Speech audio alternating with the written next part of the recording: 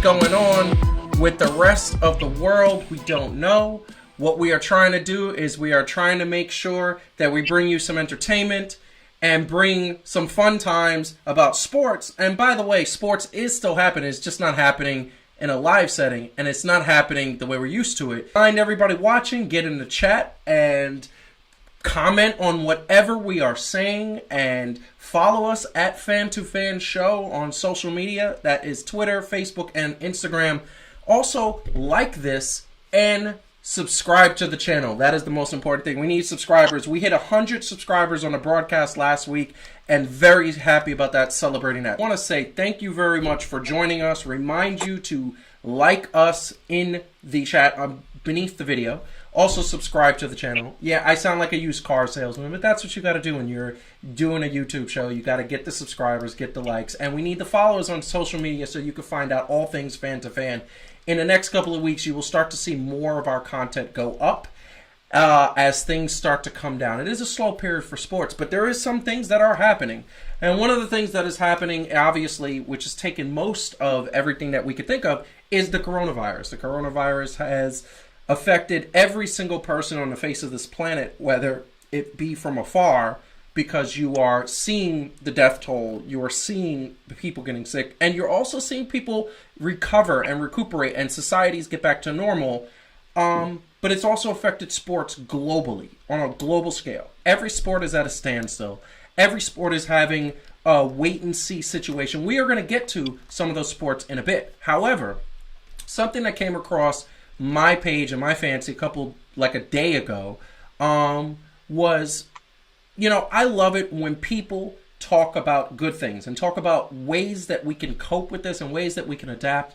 And I think Serena Williams, who is the topic of this monologue, shows exactly what that's talking about. Serena Williams is one of the best tennis players of all time.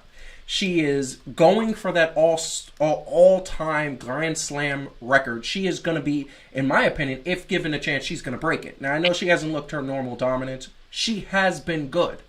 But she's at the top of her game. There's no doubt about it that she is one of the best athletes in human history, going back thousands of years. She is one of the people who you look at and say is the pinnacle of athleticism in today's day and age. So, why would Serena Williams care about the little guy? Well, guess what? She did. She was actually very vocal in talking about the fact that the coronavirus is affecting many people, including tennis players who are new to the game, who are not had the chance to win as of yet, who are not making a lot of money. And she's saying, hey, we got to take care of our people who are not there. Well, guess what? It got me thinking, because tennis players are not the only ones being affected. There's so many leagues, when we're talking about sports, that don't have the financial sort of security that the professionals do. For example, we all know college players are being affected. They're not being able to showcase their talent for upcoming drafts. The NBA March Madness never happened, meaning that March Madness was not the time for NBA players to showcase their talent, to be drafted high up. So now, if there is an NBA draft, they're going to be taken at what they were when the season ended, which, seems to be fair for everybody, that if you want to get drafted high, play a full season, because you never know what could happen. Obviously, nobody foretold this. But there's other leagues that aren't as lucky, that are right on the cusp of becoming professionals, and they just didn't get it there. For example, I'm wearing a baseball jersey today. However, the minor leagues are definitely being affected by this. They're obviously not playing games, and minor league baseball players get on average anywhere from about $40,000 to $50,000 for the better part of 6 months. Now, there are some minor league players that get about $120,000, and they're making enough money that if they got their paycheck for last year, they should be okay. But they're young kids. They might have been spending their money and not fit for realizing that they're not going to get another shot. There's also NBA D-League players. The average salary there being about $36,000 for a player. There are some players that are making over $100,000, but for the most part, $30,000, $40,000, $50,000. Now, me being the person I am, I worked $30,000, $40,000, $50,000 salary jobs. I've been there. I understand what it takes. And at the end of the day, you don't have money saved away. You're living paycheck to paycheck. I think, and I call on many, many players in a professional level to do what Serena Williams did. Yes, there are vendors that are being taken care of, which we're going to get into a little bit later, by their teams and employees. But what about the farm systems of the teams that are professionals? Are the D-League players being taken care of? Are the minor league players being taken care of? Are the amateurs and rookies being taken care of? And yes, the college kids, are they being taken care of as well? We know that the NCAA hasn't exactly fared well that way in the past, but maybe they're doing something different that we don't know about. And should they? Yes, they should, in my opinion. So, I bring in the co-hosts, and I bring in the opinions here. And I want to start off with Calvin. Calvin, what do you think about what we just said? Because at the end of the day, you know, people are hurting financially. We all know that. But sports especially, you know, there's a lot of amateurs and minor leaguers and D-leaguers that are not having the financial security. What would you say about that? Yeah, it does put things into perspective, because I think when we think about the athletes, we think about the multi-millionaire, big dollar names, or even, you know, the six-man players on these teams.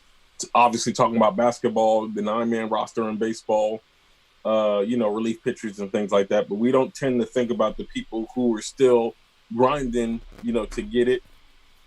In some ways, even with those figures, right, they're just like us, you know, with making salaries that are comparable to us.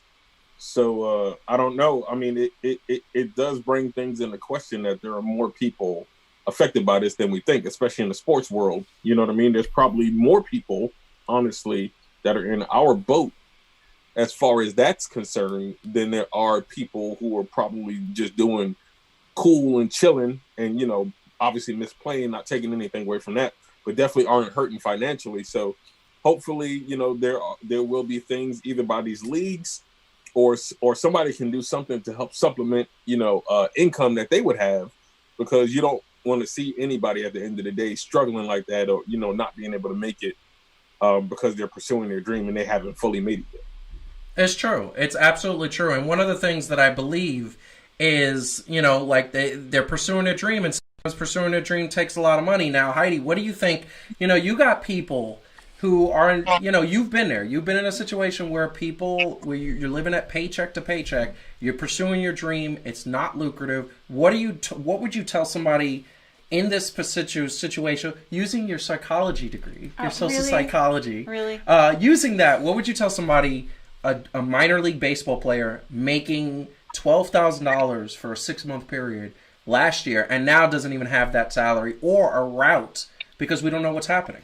I mean, well, there's really two parts of it. The part that you guys have already talked about, right? That the leagues have to take care of their own. These are the potential future, like the players of tomorrow in a lot of cases. So it's in their best interest actually to make sure that they're not going to lose, you know, a slice of a generation of talent, because these people are forced to get other kinds of work because they're not actually being taken care of. But the psychological part of it is also really hard, and you see this with, I mean, not just sports figures, but all kinds of people who are kind of like right at the about to do something amazing in their careers, and this whole experience is making a lot of people, you know, college students, people graduating from all kinds of programs, people that have just launched their first big movie, or just like came out with their first album, and they feel like the timing of this is cruel, right? Yeah. Because they were like right about to have something amazing happen. I'd say for that part of it, you know, don't give up. Like this hopefully isn't going to take a long time. Like you said, everybody has setbacks.